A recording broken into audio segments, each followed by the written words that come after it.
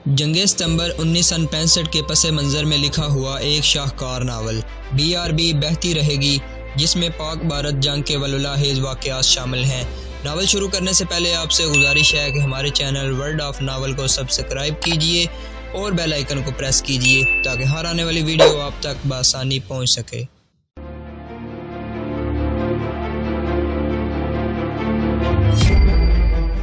ये शक भी है कि वो 2 नहीं 3 थे।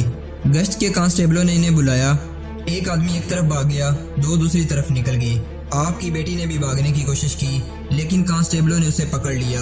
आप पढ़े लिखे आदमी मालूम होते हैं, आपको मालूम होना चाहिए कि हिंदुस्तानी हमारे दरमियान मौजूद हैं और हमें नुकसान पहुंचाने की कोशिश कर रहे हैं। हाँ शाह साहिब, चौधरी करामत ने कहा, मैं जानता हूँ इंडिया के जासूस सारे पाकिस्तान में मौजूद हैं। सिर्फ जासूस नहीं चौधरी साहिब, कैप्टन ने कहा, सबसे बड़ा खतरा साबुतास का है। साबुतास शायद आप समझते हों, तहरीबकारी को कहते हैं। मसलन रेलवे लाइन किसी जगह से उखाड़ देना, पुल तबाह कर देना, कोई फौजी गाड़ी आ रही हो तो उसके नीचे बम रख देना वगैरह। आपके करीब चनाब का पुल है, अगर ये पुल तबाह हो जाए तो ना हम लाहौर के महाज को सप्लाई दे सकते हैं, ना सियालकोट को। इसके अलावा वजीराबाद की एक फौजी अहमियत है, ये सियालकोट और लाहौर का जंक्शन स्टेशन है। कैप्टन ने आहली और जरा खामोश रहकर बोला, आप चूंकि पढ़े लिखे आदमी हैं, इसलिए मैं आपसे ऐसी बात कर सकता हूँ। बात यह है कि इंडिया वजीराबाद पर कब्जा करना चाहता है। सियालकोट सेक्टर में उसने टैंकों से हमला किया है। उसके जंगी कैदियों से, उन कागजात से जो उनके तबाहशुदा टैंकों से बरामद हुए हैं, ये इंकिशाफ हुआ है कि इंडियन आर्मी सियालकोट के रास्ते वजीराबाद तक पहुंच गई और पाकिस्तान को 2 हिस्सों में काट देगी। यहाँ से इंडियन आर्मी लाहौर की तरफ पेशकदमी करेगी और हमारे लाहौर के दिफा को तोड़ देगी। आप गौर फरमाइए, ये कितना खतरनाक प्लान है। इस प्लान से आप वजीराबाद की अहमियत का अंदाजा करें। हम तो यहाँ के हर एक आदमी को शक की निगाहों से देखते हैं। ये भी सोचें कि मैं यहाँ क्यों आ बैठा हूँ। जासूसी के महाज पर लड़ना मेरा काम है। वजीराबाद जासूसों और तहरीबकारों के खतरे में है। चौधरी साहब, ये भी सोचें, थानेदार ने कहा, जंग के पहले रोज धोंकल राहवाली और गखड़ के रेलवे स्टेशनों पर इंडिया के हवाई जहाजों ने जो हमले किए थे वो मुसलमानों को मारने के लिए नहीं किए थे। यहाँ के जासूसों ने एक खास मालगाड़ी की निशानदेही की थी। इंडिया के हवाई जहाज इस गाड़ी को तबाह करने आए थे। मैं सब समझता हूँ जनाब, चौधरी करामत ने रंधी हुई आवाज में कहा, लेकिन मेरी बेटी जासूस नहीं हो सकती, ना इसका किसी जासूस के साथ कोई ताल्लुक है। ये बाहर घूमने फिरने वाली लड़की भी नहीं और ये शरीफ लड़की भी नहीं। चौधरी साहिब, थानेदार ने कहा, अगर ये घरेलू किस्म की भी लड़की होती तो रात के वक्त शहर से इतनी दूर रेलवे लाइन पर मर्दों के साथ ना घूम फिर रही होती। शाह साहिब, करामत ने तकरीबन रोते हुए कहा, यह कोई बहुत बड़ी गलतफहमी है, आप मेरी इज्जत का ख्याल करें। चौधरी साहिब, कैप्टन ने मेज पर बड़ी जोर से हाथ मार कर कहा, महाजों पर हमारे जवान जाने कुर्बान कर रहे हैं, टांगे और बाजू कटवा रहे हैं। मैं हाकी वर्दी पहनकर और इस ड्यूटी पर बैठकर सिर्फ इसलिए एक मशकूक लड़की को कैसे छोड़ दूं कि ये सिर्फ एक शहरी की इज्जत का सवाल है। लड़की बहुत बड़ी तबाही का और न जाने कितनी कीमती जाने लेने का बाइस बन सकती है। आप एक फौजी अफसर के बाप हैं, आपकी बेटी की जरा सी हरकत आपकी अपने बेटे की मौत का बाइस बन सकती है, बल्कि उसकी पूरी यूनिट को तबाह करा सकती है। नहीं कप्तान साहिब नहीं।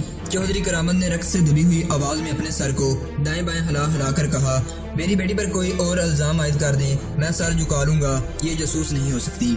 फिर आप इसे कह दें कि हमें बता दे कि इसके साथ कौन था। थानेदार ने कहा, मैं एक बेहुदा सी बात कहना चाहता हूँ जो आपको बुरी लगेगी। अगर आपकी बेटी जासूस नहीं और किसी दूसरे मकसद के लिए घर से निकली थी तो इसके साथ एक आदमी होना चाहिए था। हम इससे पूछते हैं कि तुम्हारे साथ कौन था, ये कहती है कोई भी नहीं था। हम पूछते हैं कि वहाँ क्या कर रही थी तो कहती है कि वैसे ही निकल गई थी। या तो आप ये साबित कर दें कि आपकी बेटी में कोई दिमागी खराबी है जिसके जरिए सर वो कभी कभी बाहर निकल जाती है। मैं झूठ नहीं बोलूंगा शाह साहिब, चौधरी करामत ने कहा, इसमें कोई दिमागी खराबी नहीं। ये जिधर भी गई थी अपने होशो खास में गई थी। मैं इसके अलावा कुछ नहीं कहूँगा। अगर आपको यकीन है कि मेरी बेटी जासूसों के किसी गिरोह के साथ ताल्लुक रखती है तो मुझे इजाजत दें कि मैं अपने हाथों इसका गला घूंट दूं। जज्बाती बातें ना करें चौधरी साहिब, कैप्टन ने कहा, हमारा सामना एक बहुत बड़ी और बड़ी ही खतरनाक हकीकत से है। किसी एक जासूस को पकड़कर उसे कत्ल नहीं कर दिया जाता, उससे उसके तमाम साथियों की निशानदेही कराई जाती है। अगर लड़की ने यह ना बताया कि उसके साथ कौन लोग थे तो आपके घर की भी तलाशी होगी। चौधरी करामत ने कैप्टन के मुंह की तरफ देखा और उसकी आंखें यूं ठहर गई जैसे उस पर सख्ता तारी हो गया हो या उसकी हरकतें कलब बंद हो गई हो। आप पुलिस इंस्पेक्टर हैं, चौधरी करामत ने थानेदार से कहा और कैप्टन की तरफ देखकर कहने लगा, और आप फौज के कैप्टन हैं। आप दोनों को बहुत अथॉरिटी हासिल है, लेकिन आप दोनों इसी मुआशरे के अफराद हैं जिसका मैं हूँ। मेरी एक अर्ज सुन लें और मेरी कुछ मदद करें। इस लड़की के रिश्ते की बात चल रही है। लड़के वाले वजीराबाद के रहने वाले नहीं। अगर ये खबर फैल गई कि मेरी बेटी पकड़ी गई है और थाने में है, तो लोगों को आप जानते हैं वो लड़के वालों तक खबर पहुंचा देंगे। इसका नतीजा इसके सिवा और क्या होगा कि इतना अच्छा रिश्ता हाथ से निकल जाएगा। लड़का फौज में लेफ्टिनेंट है। मुहतरम कैप्टन ने कहा, ये आपका मसला है, लड़की से कहें कि हमें बता दे इसके साथ कौन कौन था। ये मुझे नहीं बताएगी। चौधरी करामत ने कहा, आप खुद पूछ लें। उसने जरा सोचकर कहा, वो मेरे सामने ना ही आए तो अच्छा है। आप ये ना समझें कि जो जज्बा आप में है वो मुझ में नहीं। आप उस वक्त पैदा भी नहीं हुए थे जब हमने पाकिस्तान बनाया था। पुलिस की आंसू गैस से आज तक मेरी आंखें खराब हैं। मैं 5 महीने जेल में बंद रहा था। हवालात में अंग्रेजों की पुलिस ने मार मार कर मेरी और मेरे साथियों की हड्डियां तोड़ दी थी। पाकिस्तान बन गया तो मुझे रहाई मिली थी। उस वक्त की कहानियां अगर आप अपनी औलाद को सुनाते तो आज आप इस हालत में थाने ना बैठे हुए होते।